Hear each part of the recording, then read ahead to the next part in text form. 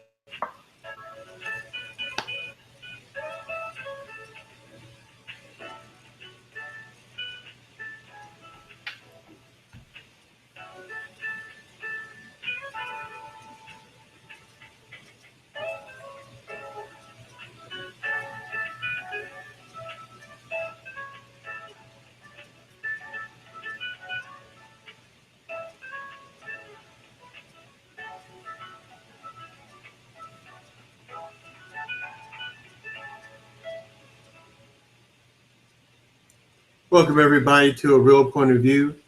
I'm your host, Greg Morgan, and we're discussing classic Hollywood this week. And our subject is the elegant Olivia De Havilland. And joining me here on our episode is the movie maven herself, Miss Karen D. How you doing, Karen? I'm doing great, Greg. How are you? I'm good. I'm good. Glad to be here today on a hot and balmy Friday here in Indiana. What's it like out further east? Oh, extremely steamy. Well, that's good. Steamy kind of sounds even better.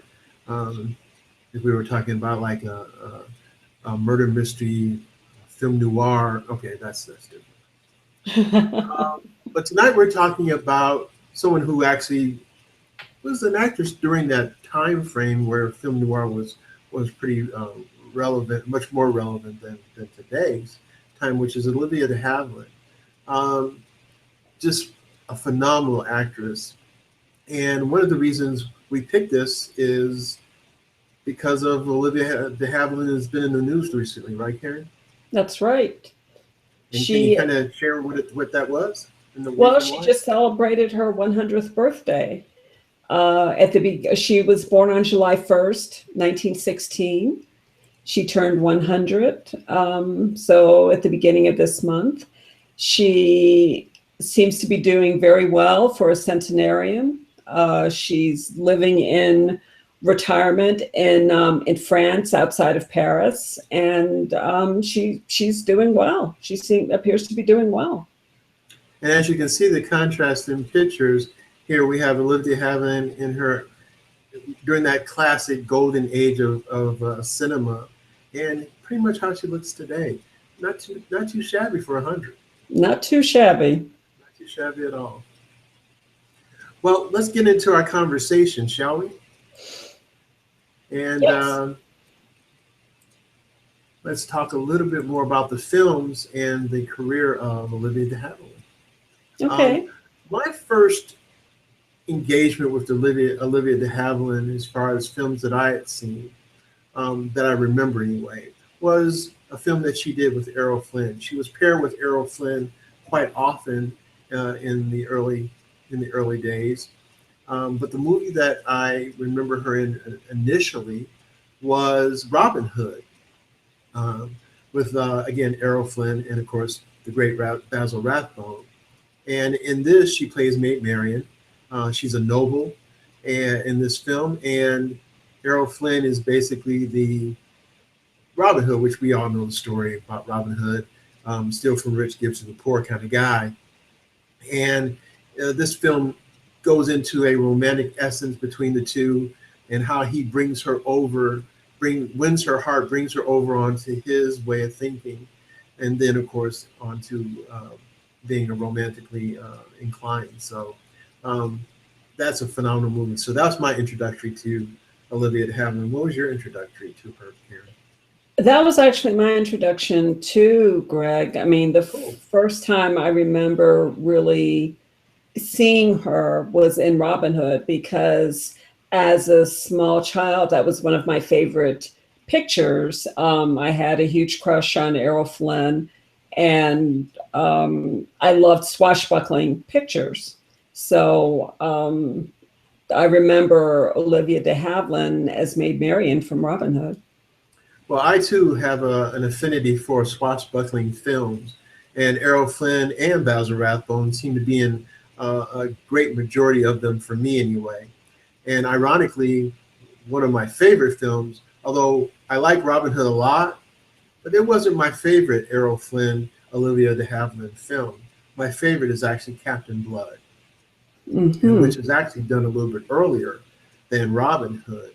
And ironically, we have the same 3 stars in it with Errol Flynn, Basil Rathbone, and of course, the incomparable Olivia De Havilland.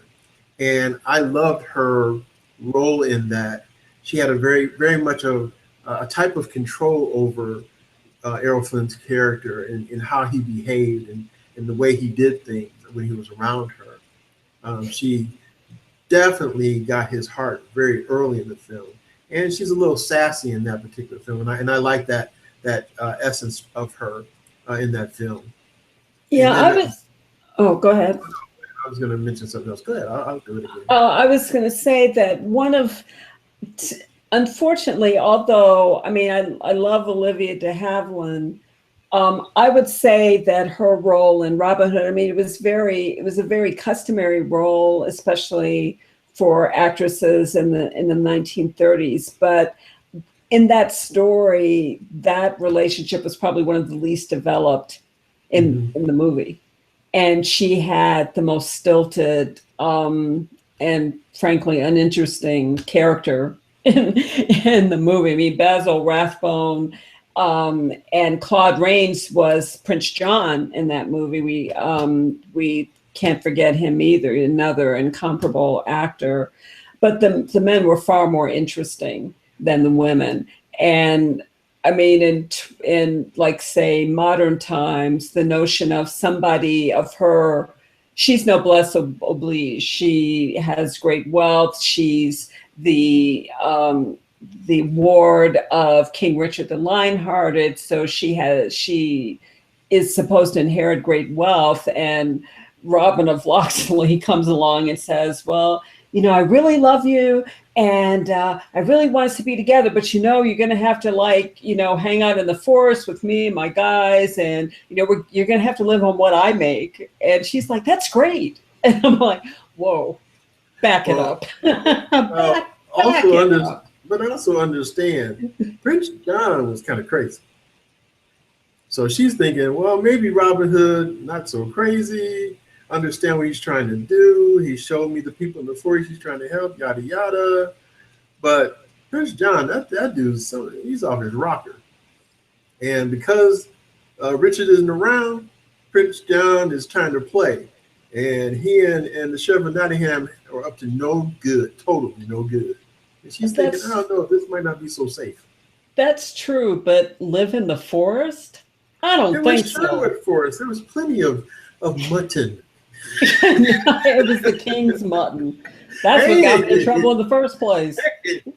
Hey, he wasn't around, so hey, you know, I get the mutton as much as I can, and the dang with Prince John and Sheriff of Nottingham, they ain't coming into this forest no way because they scared. I'm sorry. That I mean, it's like really, you're gonna give up, you know, having nice clothes and 3 squares a day. Nice clothes? She still wore nice clothes. Not in the forest. Yes, she did. She had nice clothes. Well, because her war was with her. Made sure she dressed well, even in the forest. That wasn't going to work if she was going to be Robin's wife. I'm sorry. Well, that was just crazy. Crazy. It was forest chic. These are the kinds of things that men make up thinking when they write for women. This is why men shouldn't write for. I'm just saying. Well, ironically, in Captain Blood, it was quite a different scenario. She got to wear whatever she wanted. She was pretty tenacious. Yeah, she actually had a spine in that movie. Particular film, and she didn't let her uncle, nor did she let her love interest get the best of her. So right. it was pretty interesting. It was far more interesting. That character was far more interesting than her character in Robin Hood. Indeed. And um, even her character in uh, another film with Errol Flynn, They Die with Their Boots On, which is basically the story of George Armstrong Custer, and she plays his love interest and eventually becomes his wife. Um, Not a huge role for her there, but No, poignant nevertheless.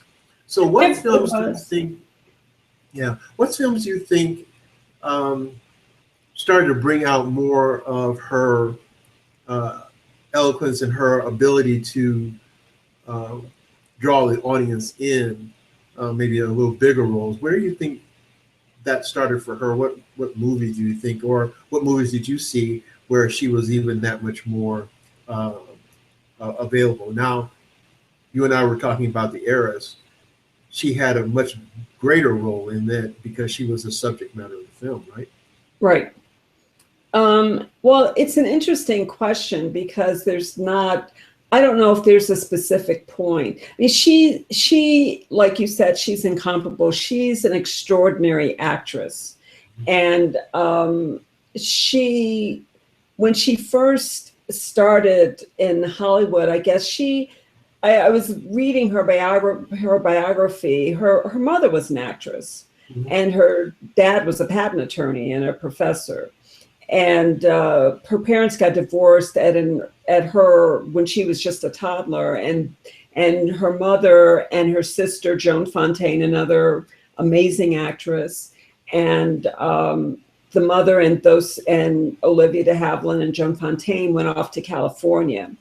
and she, got the acting bug in high school, and someone saw her doing a performance, and she basically got discovered that way as a teenager, or late teens, very late teens, like 17, 18, somewhere in there.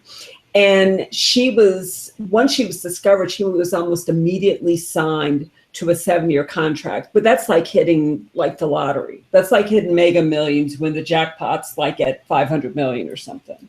Right. So she was just like set for life at that point, or that's what you would think anyway. And it was while she was under contract, she was loaned out to David O. Selznick's studio in 1938 to 39. And that's when she did Gone with the Wind. And I believe she was nominated as Best Supporting Actress. She was nominated for Best Supporting Actress for the role she played in Gone with the Wind, but she lost to Hattie McDaniel, who was the Mhm. first African American, would remain so for the longest time, to ever win an Academy Award for anything. Right. So she was known and became known, especially with that Academy Award nomination, for playing these, sort of like the angelic, suffering, faithful, sort of the porcelain, the kind of woman that you put on a pedestal. Mhm. Right. She played the woman that you marry, even if you didn't love her. And the woman that you loved, I mean, whereas Betty Davis, for example, would play like the bad girl that you really loved, but Mhm. Olivia de Havilland played the woman that you married. And she played that so well that she became very tired after a while of only being given those roles. Mhm. So Gone with the Wind and Robin Hood, and much lesser extent Captain Blood, but They Died with Their Boots On, Dodge City, and those films she played the ideal woman, the kind of woman that men were told that they should want to marry. And she said, I'm really tired of these roles. I can play much more complex characters, much more interesting characters, and those are the kinds of roles that I want. And Warner Brothers, the studio to which she was under contract, said, we're tired of you complaining. You don't know how good you've got it. So you're on suspension for 6 months. And So she went on suspension for 6 months, and at the end of the 6 months, they said to her, okay, now you basically not only are you still under contract, and basically it's like another 7 years. It's almost like indentured servitude, but now you have to make up for all the money we could have made off of you for the last 6 months. You owe us that money. And she was like, I don't, she was like, this is ridiculous. This is insufferable. I'm not putting up with this. And she was like, screw you, I'm suing you. Mm-hmm. So she sued and won. And what became known as the De Havilland decision, to which many actors and actresses, I'm sure, remain forever grateful to her, because she basically put her career on the line for that. If she had lost, she wouldn't have had a career. But she won. And the De Havilland decision, I mean, I'm kind of surprised that the studio didn't appeal. They certainly had the money and the means to do so, but they didn't. So the court decision the ruling was, Hollywood studios, you cannot keep anyone under any sort of employment contract for longer than 7 years. And if for some reason you decide to suspend them, that's included within the 7 years. So you can't keep extending their contract because you've put them under a suspension. Right. 7 years, 7 years and 7 years, end of story. So she basically didn't do any movies from the time that she decided to sue them until the decision came down, which was 1946. Mm-hmm. At that point, she started getting more interesting, more complex roles. And it was in 1946 when she did To Each His Own.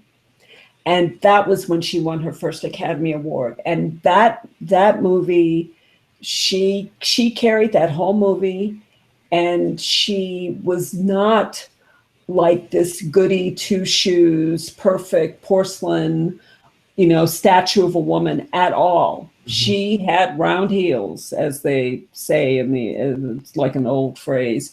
But she, in that story, she fell in love with a pilot. During World War I, she had a child out of wedlock. She had her own career. She became a businesswoman. She wasn't always the nicest person, but she had a very good heart, but much more multi-layered, interesting character. And really, that movie, she carried the whole movie. Which is interesting, because even back then, that would be considered very progressive. Yes.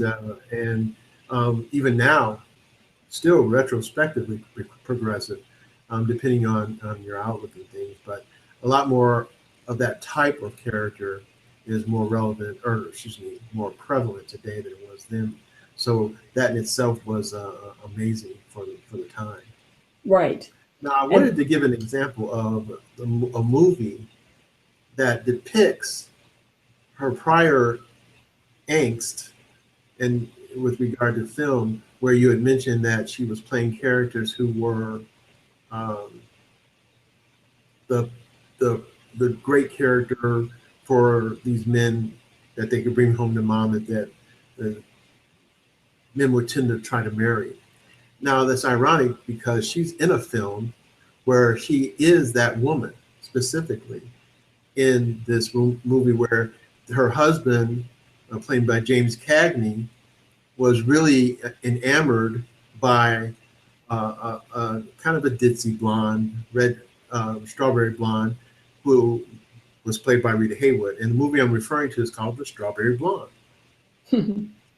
He liked her, but he was enamored by the woman he could never have. And because of that, he ended up marrying the woman that made sense, who was practical, and he would take home to mom, and she was doing all those things. So when you were talking about that, the first thing that came to my mind was this movie, because she basically is that person specifically in this particular film, not just making films like that, but being in a film exactly like that, right. more specifically. So I thought that was pretty interesting. Mm-hmm. That is very interesting. Of course, the quintessential role is the role that she played in Gone with the Wind, Yeah. opposite Scarlett O'Hara, because remember one of the premises of that movie was that Vivian Leigh's character, Scarlett O'Hara, was in love with Ashley Wilkes, Ashley, and who was played by Leslie Leslie Howard, Howard, right. and she just loved her some Ashley, and Ashley he sort of toyed with the idea, but frankly, she was just too much woman for him. He was a delicate man. She was more man than he was, and and she, and they Leslie Howard's character Ashley, and then Melanie. I think it was Melanie that Olivia De Havilland played. They just meshed. Their temperaments were just so much more compatible. And so, but Olivia De Havilland was as milk toasty as as Leslie Howard was in that Right. movie. They were very quiet. They were very shy. They didn't ask for much. They lived to please other people. Vivian Leigh's character, Scarlett O'Hara, was as selfish as could be, and frankly, that's what helped her to survive the Civil War. Melanie didn't survive. So, and there was just no comparison. But she was like the perfect woman. She never did anything wrong. She never said anything wrong. She was always appropriately dressed. She thought of everyone else. She was there nursing the soldiers when the Civil War broke out. Blah blah blah blah blah. Yada yada. Yawn yawn yawn. That was the character that Olivia De Havilland played, and she did it extremely well. I mean, she was a victim of her own success. And of course, as we've said so often on this show, one of a price of doing business and one of the major shortcomings when we talk about Hollywood is this notion of trying to strike gold again and again and again in the same place, getting lightning to strike in the same place twice, 12 times, 20 times, a million times, whatever it takes to keep making money. And they want a sure thing. And so audiences certainly responded to Olivia De Havilland as this porcelain, fragile, perfect woman. And so from the Warner Brothers standpoint, it's like, well, we need to keep doing that, especially because women have a limited amount of time in which they can play that kind of role. I mean, she started in her late teens, but she lost a good 2 or 3 years with the court decision. And those were like prime acting years for women. Mm-hmm. By the time she got back to movies, she was 30 years old, and she still looked good, and she could still be the love interest. But she was approaching the tail end of that, that time. Losing between 27 and 30 was a big sacrifice in terms of marketability. So, but that was the problem, is that Warner Brothers kept wanting to make money at her expense, and that meant that she needed to be the perfect woman. And Olivia De Havilland, as an intelligent woman and as an actress who needed to be challenged, said, there are much more interesting people out there. This is no longer interesting. I'm a much more interesting person, and B, people are writing much more interesting characters out there. And why am I not getting these roles? Right. Now, a role that I thought was pretty interesting is a role that she played. Listen, now when did Gone with the Wind come out? That was in 1939. 1930s, yeah. So this movie, going a little bit to what you're alluding to a moment ago, starting to get further and further past her prime to be the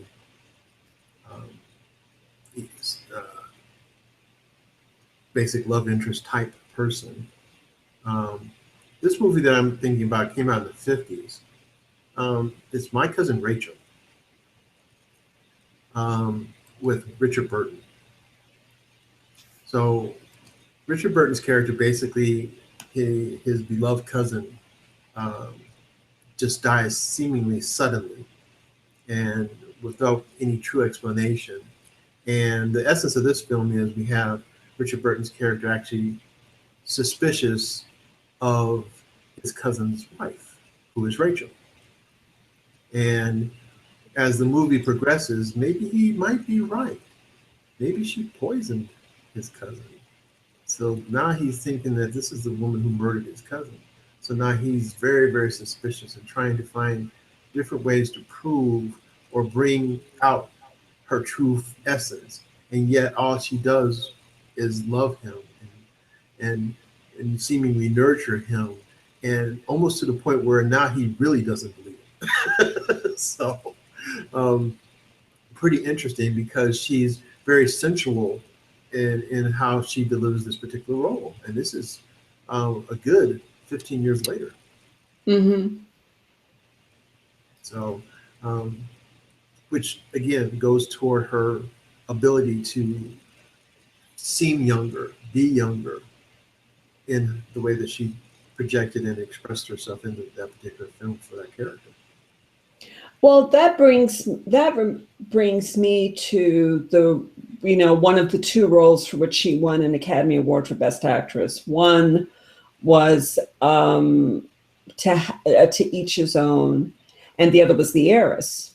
And just a few years apart, she won the 1947 Academy Award. She won for To Each His Own. I'm sorry. Yes, To Each His Own. And then in 1950, in the 1950 Academy Award, she won for The Heiress, which came out in 1949. Mm-hmm. And in To Each His Own, this story is something that spanned like basically a generation. And when she did To Each His Own, she was 30. Okay. And I mean, very young, relatively young looking 30, Mm-hmm. And, but this was the story of a woman who was middle-aged. Right. So the story actually starts in the middle of World War II, or just as World War II is ending. So we're talking about 1945 or so. Right. And at this point, she's living in London, and she's helping with like the war effort. She's a volunteer, like a night grade volunteer or something like that. And she's kind of brusque. She starts out kind of brusque. People ask her questions, and she's like very impatient and a little sharp with her responses or whatever. And when she's doing this watch at the beginning of the movie, this man who's doing the watch with her starts in a very patronizing way telling her how she should walk and where she needs to hold the rail of the bridge and blah, blah, blah. And she's like, I know what I'm doing. Why are you talking to me like I'm a child? Why don't, you should mind your own business. I was doing this long before you came along. Well, anyway, as they're talking and he's trying to tell her stuff, he slips because he doesn't follow his own advice. And he falls through a weak spot of the bridge. And he's like, go get help. Go. She's like, you're not going to be able to hang on long enough for me to go get help. I need to help you now. And he's like, no, get help. And she's like, shut up and just do what I say. So she finds a way to pull him up and saves his life. So they go off. I guess they go to get like a bite of supper because he's really shaken up after this.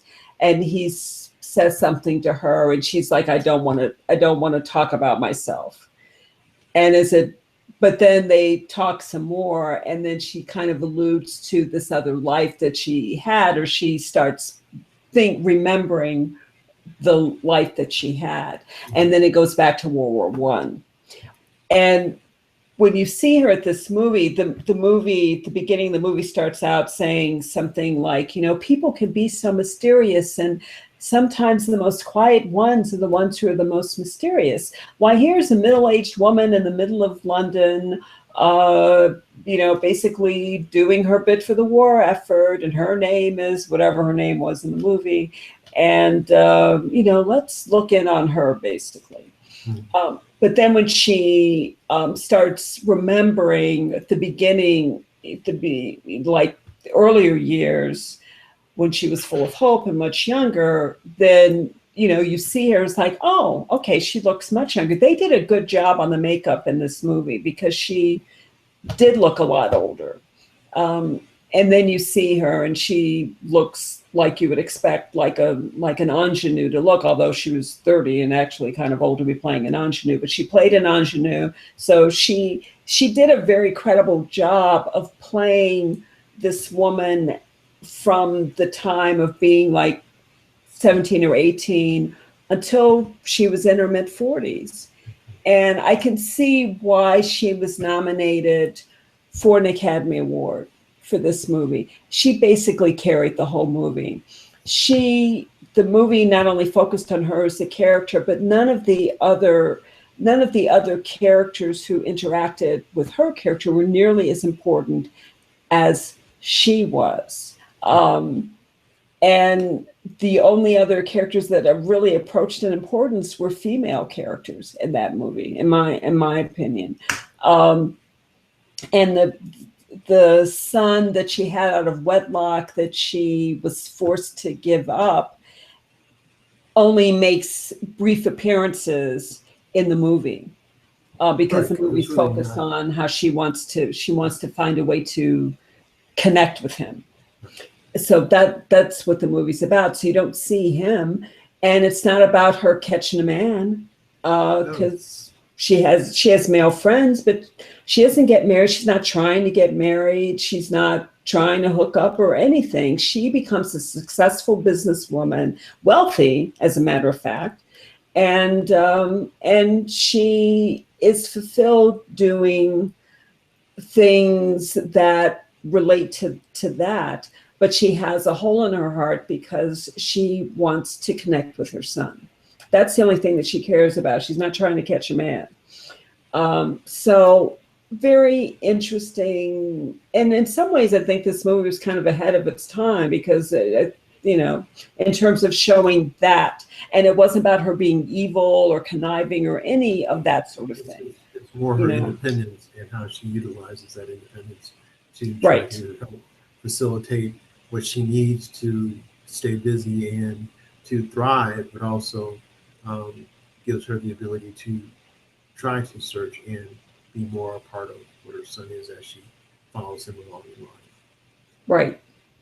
Yeah. Right. So yeah, I mean, I'm trying to remember what the competition was that year.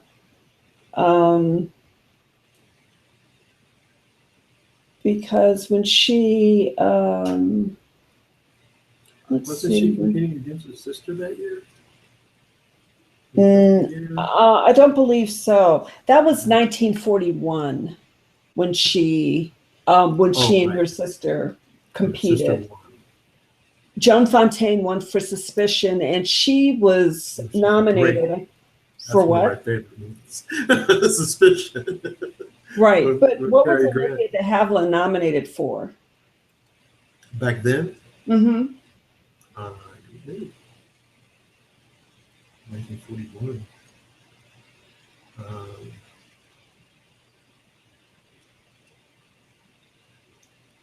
Was it Go Back to Dawn? Was it? Yeah, I can't remember what she. Hold on a second. Let's just see.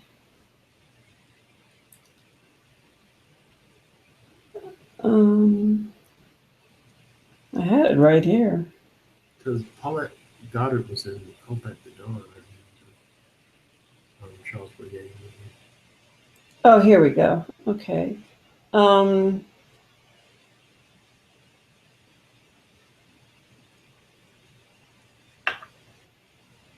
Well, let me see. It was Hold Back the Dawn. Did you just say that? Twice. Oh, you did? Oh, I'm sorry. Well, I'm having a little hard time hearing you, Oh unfortunately. no, I'm sorry. Yeah, I said I think it was Hold Back the Dawn, but I wasn't sure because It I is think it Hold was Back the Dawn. yeah because I thought it was Charles Boyer and Paulette Goddard was in it too. I thought Okay.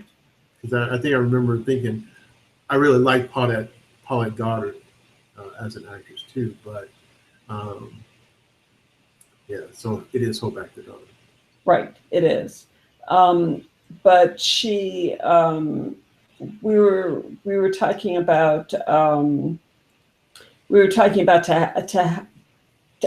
to each his own. So we were talking about to each his own. So yeah, she won for that. Um, and I Yeah. can't remember. Oh, I that's just okay. I We were just actually lost trying why to I was bringing this up. yeah we were just saying that you wanted to kind of know what film she had went up against, and I had mentioned her sister. Um, what the movie was that Joan Fontaine was in, that when they were both nominated for Academy Award for Best Actress. Right. Um, yeah, I was going to say the other thing I was going to mention was that just in terms of her other competition that year, uh, Jean Crane was nominated for Pinky. Susan Hayward was nominated for My Foolish Heart. I'm sorry, I'm looking at the wrong year. That's the Heiress year, and I won it 1947. Um, so let me backtrack. Okay, actress, best actress. Okay, so when she won for To Each His Own, her competition that year was Jennifer Jones. She was nominated for Duel in the Sun, and she acted her butt off in that movie. That's a really good movie. Um, Rosalind Russell was nominated for Sister Kenny, another really interesting, complex, multi-layered role. And Rosalind Russell basically carried that movie too. And Jane Wyman was nominated for The Yearling. Celia Johnson was nominated for Brief Encounter. Yeah, Rosalind Russell seems like many of the films that I've seen her in. She is a very strong character, even if it's not a major character. Her character seems to be very strong, very willful, and independent in many of the movies that she's And frankly, in. Like The Women, for example. She's that same way in The Women. right. And the other thing I was just going to mention was that I I surmise that Olivia De Havilland was probably a little surprised to win that year because the big film that year and the film that everyone was talking about was The Best Years of Their Lives. Mm-hmm. And in that movie, the actor for supporting role came from that movie. That was Harold Russell. Um, there was William Wyler won the Best Directing Award. I think that picture won Best Picture, if I'm not mistaken. It also got a special award. It got the best screenplay. I mean, it basically just dominated. Mm-hmm. It dominated that entire. It dominated the entire Academy Awards that year. It won for Best Picture. So, and I think probably what helped contribute to her win is that there was no Best Actress from The Best Years of Our Lives nominated. Wow, crazy, huh? Now, Yeah. speaking of Billy Wilder, that's kind of a good segue to go from um, that year with Billy Wilder's film doing so well to another year, which is 1950, where his film does well again, because that's The Heiress. Yep, William Wyler directed The Heiress. So why don't we talk about The Heiress? You and I kind of agree to disagree on this film a little bit. Yeah. Yeah, we do. And I don't know why, because I'm right. I know you are. Oops, my fingers were crossed. I like this movie. I don't want anyone to think, ladies and gentlemen, I don't want to think that I dislike this movie. I actually do like this movie. But I guess I looked at it a little differently than my counterpart here.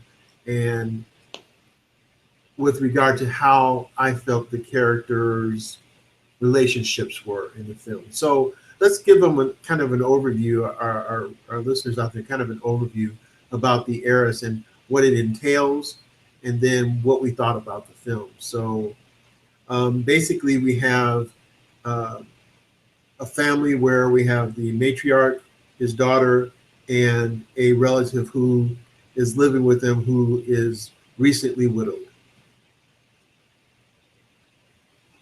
Right. Right. So okay. Yeah. So far, you're on the straight and narrow. I mean, I know you're going to veer away from that, but so in essence, we have the matriarch's daughter is a very kind person, seemingly, and is very devoted to her father. And during this time where a lot of daughters and for many of his friends and acquaintances and even relatives, because they go to a party of a relative, for a relative who is actually getting married. So his daughter is continually not being suitored, continually not being noticed so much by the upper crust, by the surroundings, whereas other young women are being swept away by their suitors and being married and things of that nature. So she is slowly but surely becoming a older and older, not necessarily so spring to be wed. And so her relationship with her father is very different. And from that between her and her aunt. So why don't you give us your opinion about the film, Karen, and what your perceptions are of the film? Well, this is one of my favorite films certainly one of my favorite of Olivia De Havilland's films. It's just one of my favorite films, period, because it has a number. I mean, it has Montgomery Clift, who's one of my all-time favorite actors. It has Ralph Richardson, who's one of my all-time favorite actors, and Olivia De Havilland. I agree with you totally there. All three of them are some of my favorite actors, but right. I'm sorry, continue. Just awesome. And the acting in this movie is the acting's very well done, I think.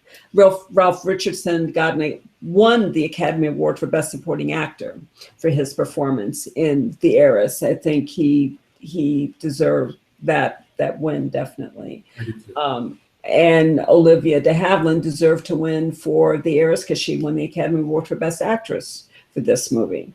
But in terms of what happened, I think what we had here was just this interesting relationship between this woman. It's sort of like, I think what this movie presents is the question of what is a woman's worth? You know, because in those days, this is a period piece, so it's set in the when is it set? Like the late 1800s or something like that. I would think so. Yeah. Right. So, so what is a woman's worth? Is she? Women were not expected, or in fact, it was considered unseemly for women to be in the workplace. The only women who worked were prostitutes or women who were absolutely positively forced. They were like poor to begin with, so they were doing really menial work because they had to.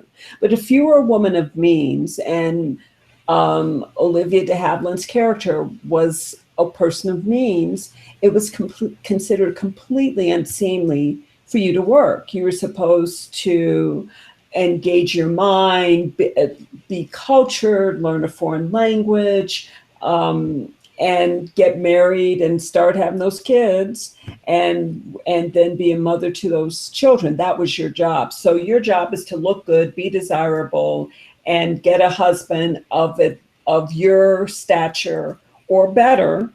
But it would be better if he was actually of a higher social class than you were, or economic class. So and then bring children into the world to continue the family line. That was your job. And she, as far as the father was concerned, she was failing miserably in that regard on several levels. One, because she was aging out of she was becoming an old maid. You were being diplomatic, but that's basically what was happening. She was becoming an old maid. She already was an old maid. She dressed like an old maid. She looked like an old maid. So that's one. And two, she lacking in social graces. Just didn't. Yeah, I mean, women were supposed to be very, very sophisticated and cultured, but not too sophisticated, not too intelligent, but just intelligent enough, but also very graceful and charming. And you know how to set a table, you know how to dance.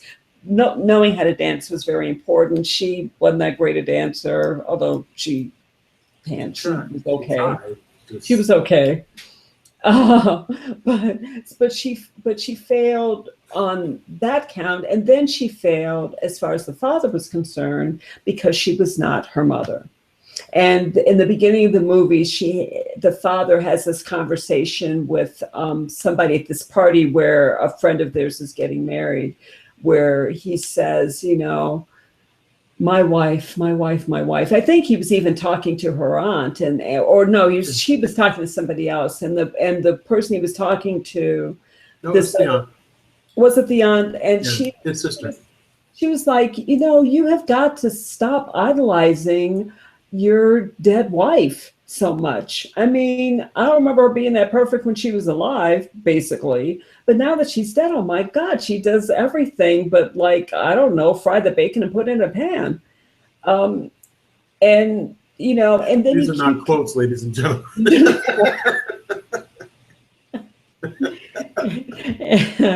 Whatever. And you keep comparing your daughter to her mother, and she's a different person. She's never going to be the woman that your wife was. And it's not fair for you to expect her to be that. She's a different person. And he just it's like he doesn't even hear what she's saying. And he says, it's hard to believe. He says something along the lines of, it's hard to believe that my amazing wife produced this creature, Right. This person I can barely refer to as my daughter, So here you have this poor failure, and you would think he would be thrilled beyond measure when this guy kind of shows up. He's at the party, and he walks right over to the daughter, to Olivia De Havilland. I can't remember the character's name that she played, but he walks right over to her and asks her to dance, and and keeps wanting to dance with her. And then they go outside, and he talks to her and just lavishes her with attention. And she doesn't know what to make of it. She doesn't know what to do, as she's completely flummoxed by this, but you would think the father would be head over heels, like, oh my God, I can finally marry my daughter off. I can get those grandchildren. No, he's completely put out by this man. This is where you and I differ as to why. I don't think he was completely put out. I think what happens here is that this handsome, kind of dashing kind of guy is paying very much attention to his very simplistic, somewhat plain daughter, when there's other eligible women out there, younger and who are a little bit more lavish in their appearance, he goes straight to her. That's a little suspicious to him. And then he does what he can to make sure that he is in place to be able to meet the father, who's a renowned doctor in the area. Right. And so I think when initially when he is saying, he'd like to call on her and get permission to do so, I think the father's fine with that. What I think the father is not fine with happens a little bit later in the film, where the relationship goes so quickly that only after days, not weeks, not months, but after days, he's spouting to her about getting married and talk to your father about this. And, before I come over to talk to him about it. And I think the dad is taken aback because no one was asking for a hand a minute ago. And now someone's asking for a hand, and all of a sudden she's so in love with this guy, and she's only been around him like 2 or 3 days. Even prior to that, the first dinner where the doctor even invites him over for dinner. And they have dinner. The doctor right then in their conversation finds that, he has to leave the room for a minute. Because I think he's thinking, there's something about this guy that's not quite right. And as soon as he leaves the room, what does Morris say? Who is Michael Cliff's character, Morris? He says, "Your father doesn't like me." And Catherine goes, "What makes you say that?" Because in that brief moment, there was nothing that was said negatively. It's just that when the father left the room, even you as a viewer sense something is not quite right. Well, you already know it's not quite right, that this guy is just too fast. And then he says, I don't think your father likes me. He's trying to get her to understand and be on his side. So quickly in the movie. Then you find out that the father really didn't like him. Right. The father doesn't. But it wasn't so much because he's paying attention to her. He didn't like him because he realizes that this guy's intentions are not noble. And this guy's intentions are really for her dowry and not the girl herself. And this last thing I'll throw out there, Karen, there's a point in the movie where the father wants to understand if this guy is being serious and if he's being real with his affections for his daughter. And so he talks to the guy's sister, who is more than happy to come over and talk to him about it. He says, "What is your brother like? I need to get a better sense of your brother because right now I don't have a good sense of him." Almost to say, persuade me, tell me that this is a viable guy for my daughter. And so ironically, there's a picture on the desk in the office where the doctor's having this conversation with Morris's sister. Morris's sister picks up the picture thinking that it's the daughter. He says, "Well, I'd like to bring my daughter in and meet you." And she goes, "Oh, that'd be great." She picks up the picture, looks at the picture and thinks, "Oh, this must be the daughter. How nice, how beautiful." You can see that in her face. And then she actually asks him, "Is this a picture of your daughter?" And he goes, "No, that's my wife." And he goes, "Oh," and then she's holding the picture in her right hand when she walks in. And when she walks in, you can see a disappointment. And the woman's face changed almost immediately, realizing that not only is she not this beautiful woman in my hand, which I know is the wife, she doesn't even resemble the wife. She's like, "Who is this?" So she realizes that, okay, that's not the same person. And then she's probably sitting there wondering why my brother's interested in her.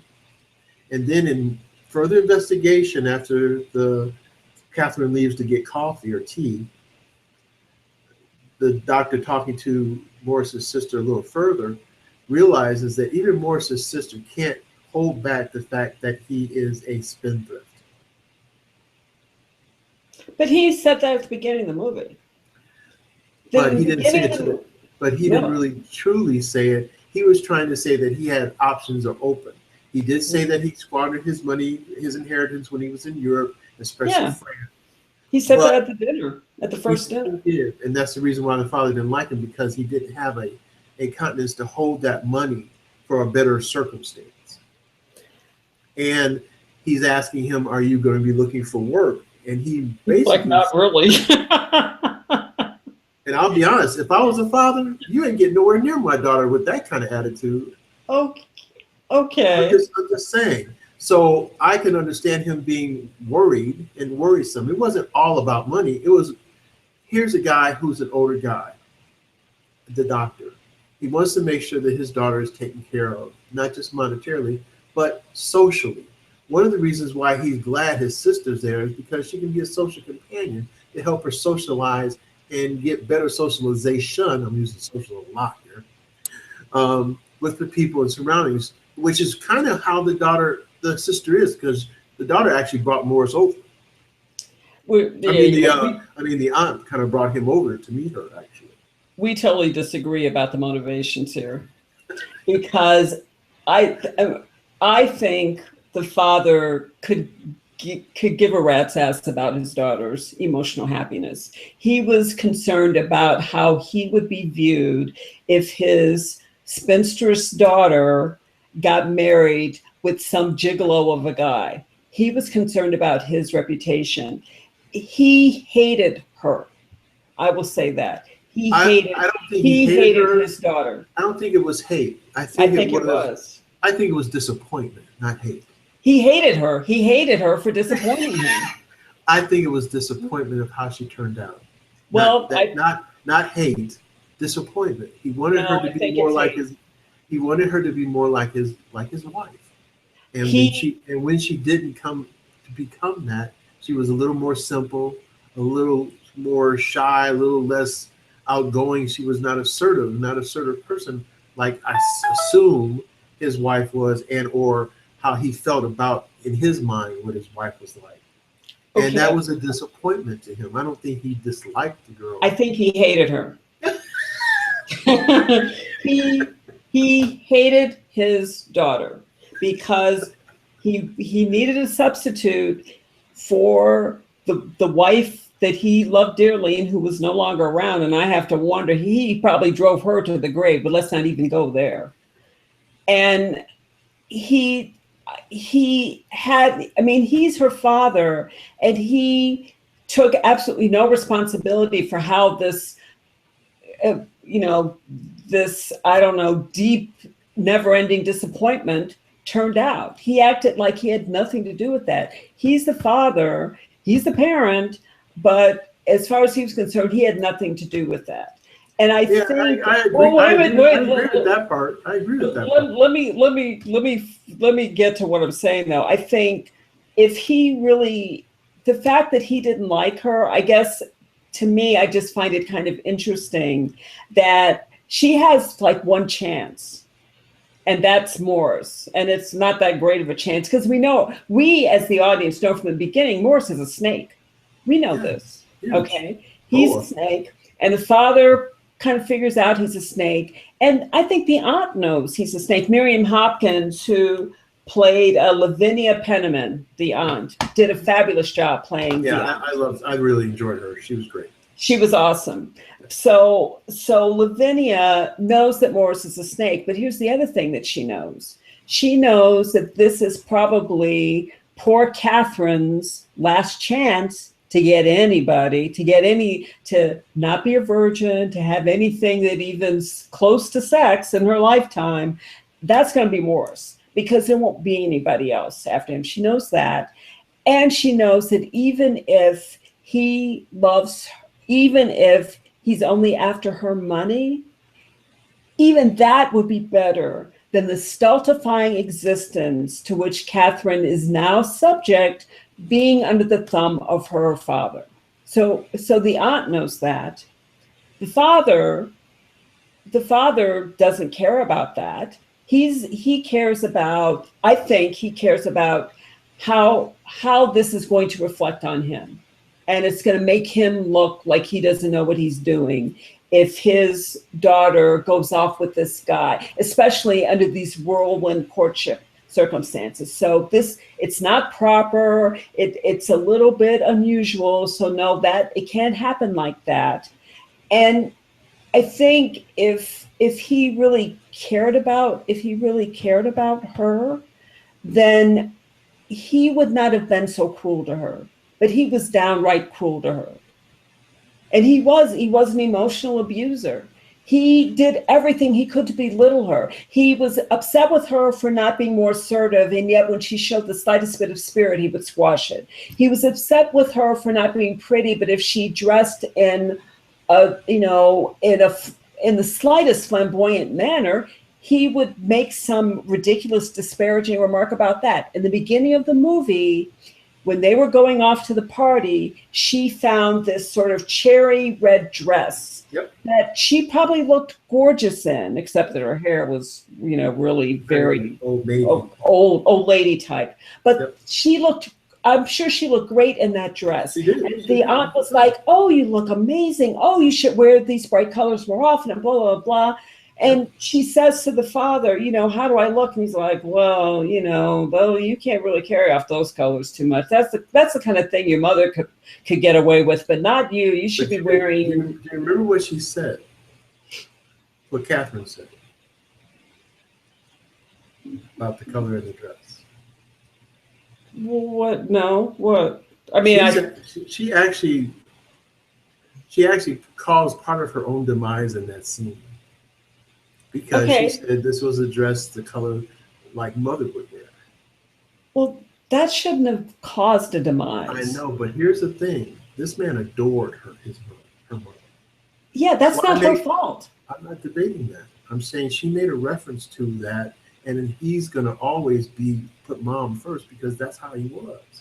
But had she not said anything about mother, as opposed to just how do you like the dress, that would have been a different comment. She had to bring up like mother, and that he's going to say no every time to that. He still would have made a disparaging remark. He would have found some way to belittle her. Yeah, I think so. He totally would have. He looked for every single opportunity to belittle her and to make her feel less than, and to show her in no uncertain terms in every single way possible that just her being on the planet Earth was a huge disappointment, and that he would frankly be better off if she wasn't around. I really think that's what's going on there.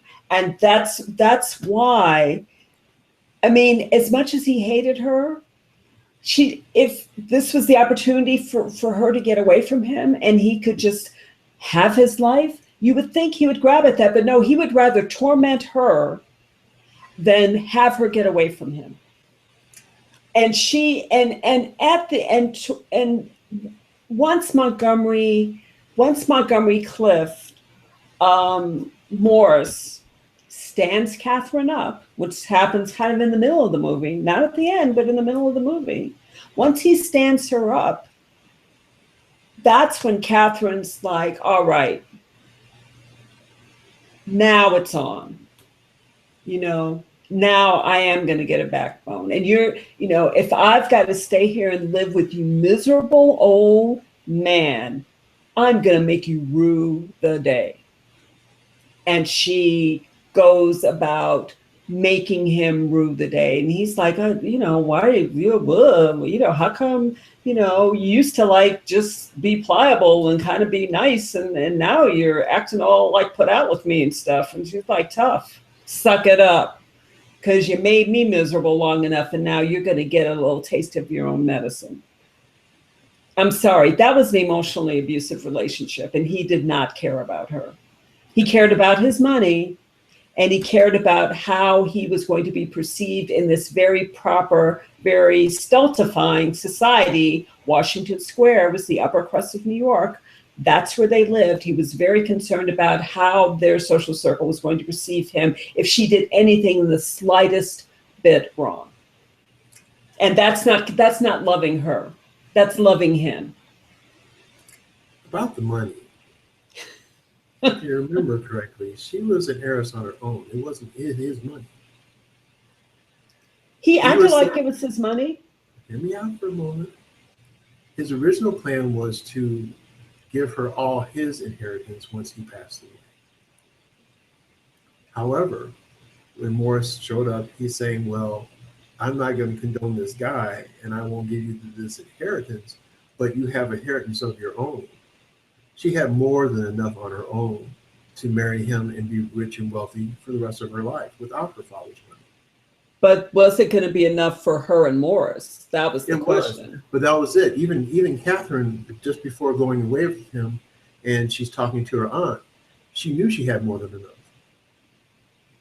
Well, Morris didn't think she had more than enough because Morris wanted it all. But he was a snake. We know that. But we're not talking about the snake guy. We're just talking about her. She had more than enough. And her father knew she had more than enough.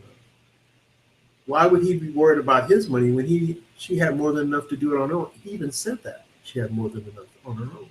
Well, he was plenty worried about what she did, because if that was the case, why couldn't she live on her own? And in fact, she could have.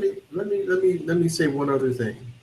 I'm not saying that the father didn't have kind of a stern hand.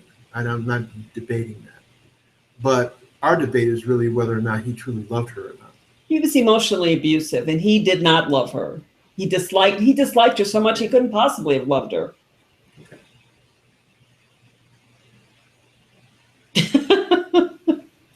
I don't agree. Well, you should. And I don't agree because in different parts of the film, he's talking and some of the things that he was saying, if he truly didn't care that much, he wouldn't care one way or the other with regard to Morris. And if Morris is taking her off his hands, so be it. If he truly didn't care, it wouldn't have mattered. If he truly didn't care, he would have gone out of his way to get the guy's sister to come over and persuade him that this is a good man if he didn't care. So being stern, being tough on her, I'm not saying that he wasn't, because he wasn't. And we clearly know when she retaliates, we'll say, and comes to her senses, which we wish she had done 10 years prior, we find out that her dislike for him now and what comes bitter hatred toward the end of the film anyway, is her feeling like, like you said, his thumb on her. But see, here's the thing. She could have left on her own.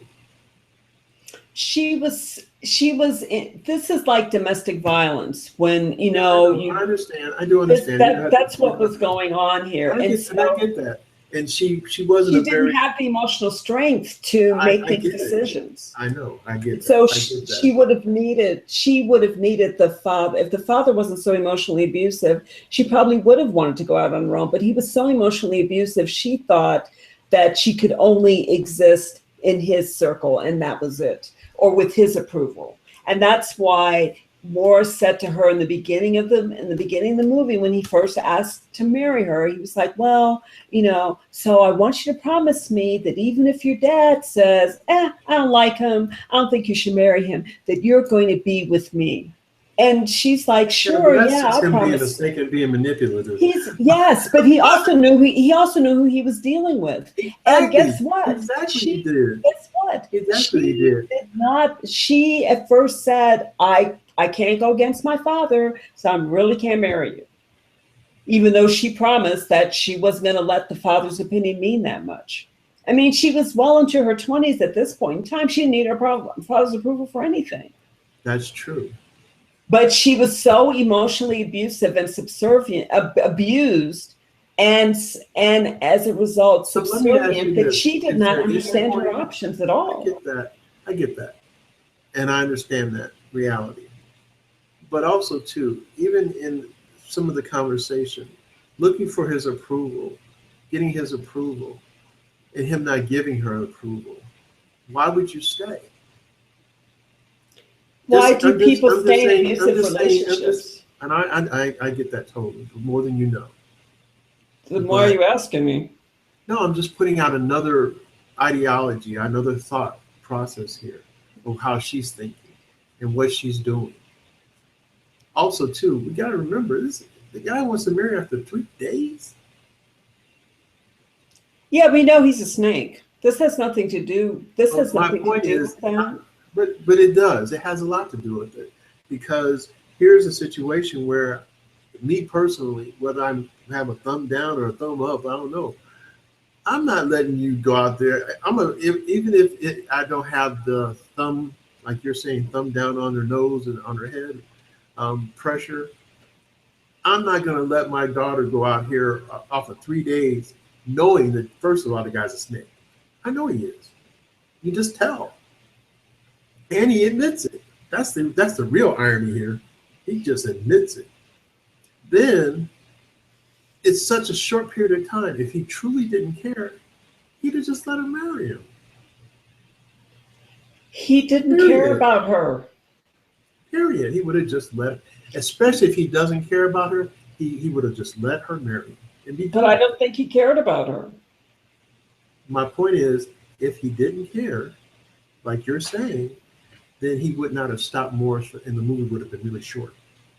And see, my point is because he didn't care about her, he stopped Morris from marrying her. She grew up believing that she grew up in this horrible, I mean, she grew up in with economic means and with these advantages. I mean, the father even said, I sent her to dance school, I sent her to piano Charm lessons, I sent her this and charm school. school and blah, blah, and none of it worked. And so he just threw his hands up in the air. And it's like he's saddled with this ball and chain, which is his daughter. It's like, poor, woe is me.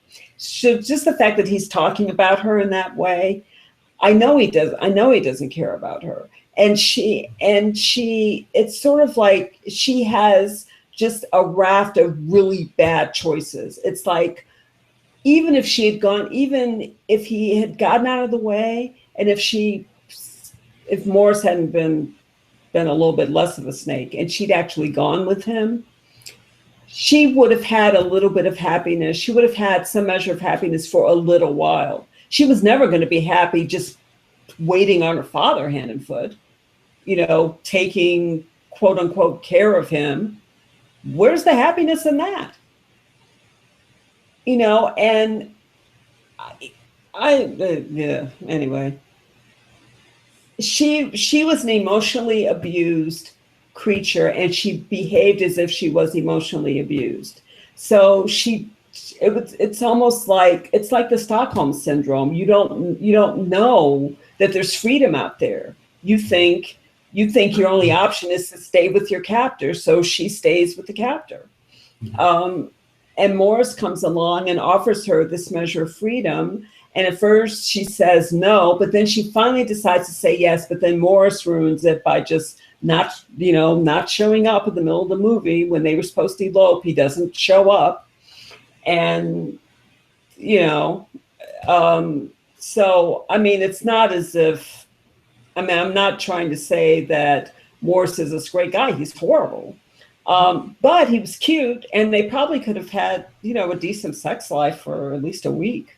So, it's like, that's a heck of a lot more she was going to get from that. Let's do this, ladies and gentlemen. The name of the movie is The Heiress. Do your best to see this film. It came out in 1949. It is a very good movie. Don't get me wrong. I enjoyed watching it. It has a, obviously, between Karen and I, it has a sad motif in it, to the point of where I don't totally disagree with Karen, but I can't totally agree either. And so I think, to make this even easier, everyone should really take a look at the film and maybe give us some comments under our comment section under our channel on YouTube, to tell us what you thought about the film. Tell us if you agree with either of us, or you have another opinion that neither of us have actually ventured into. So our channel is A Real Point of View on YouTube, and that's real, REEL. And give us some comments. Tell us what you thought about the movies. Give it a chance for you to kind of watch the movie, kind of, marinate in the film and what your thoughts are, and then give us some comments. Let us know what you think. We'd appreciate it. Well, I guess we should wrap it up, Greg, on that note.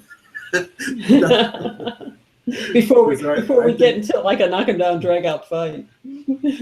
Yeah, I was gonna mention that movie where she was a mental patient. I'm thinking, well, maybe this was that movie, but maybe not. I don't know, because that's a different movie altogether.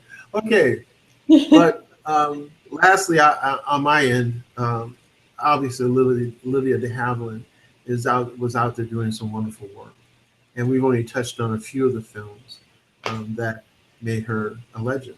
So The Snake Pit's another one, like you just said. The Snake Pit is the one where she is a mental patient, and she should have won the Academy Award for that, but she didn't, which is probably why she won for the Heiress afterward, because she should have won for Snake Pit, but she didn't. Yeah, so that's Snake Pit. That, and there's just a myriad of films that she was in that she did more than an admirable job. And obviously, if you're constantly being nominated for an Academy Award, you're doing something right. So that's our little short, brief essence of Olivia De Havilland. But do yourselves a favor, venture out and see some of these films. They are available, and you can get them at the library. You can get them online and streaming. So I implore you to go out and see some of these films. So I want to thank you for listening to us, our banter. And we hope that our conversation at least gets you to investigate Olivia De Havilland. She was a wonderful actress, and you'll be quite surprised when you see some of these films. So, and I just say in closing too that I echo what you say, and I also just want to mention that she seemed to be equally adept at she did comedies as well as dramatic films. She seemed to be equally adept at comedy as well as doing dramatic films. And there are plenty, like Greg said, there are plenty of films out there to check out besides films like Captain Blood and Robin Hood. There's also The Great Garrick. There's Call It a Day. Those are films from the 30s. Gone with the Wind is a classic. Dodge City, The Strawberry Blonde, like Gregory said. But there's also Thank You, Lucky Stars, and In This Our Life. That's a really well done film. Devotion, where she plays Charlotte Bronte, that lady in 1955. So those are some other movies that you can check out where she was the star and did a great job. Indeed. Well, thanks again for watching and listening to us here on A Real Point of View.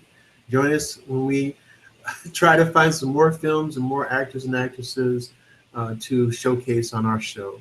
So thanks again. Check out A Real Point of View on YouTube and on Google+. Take care, everybody. Have a good night. Night.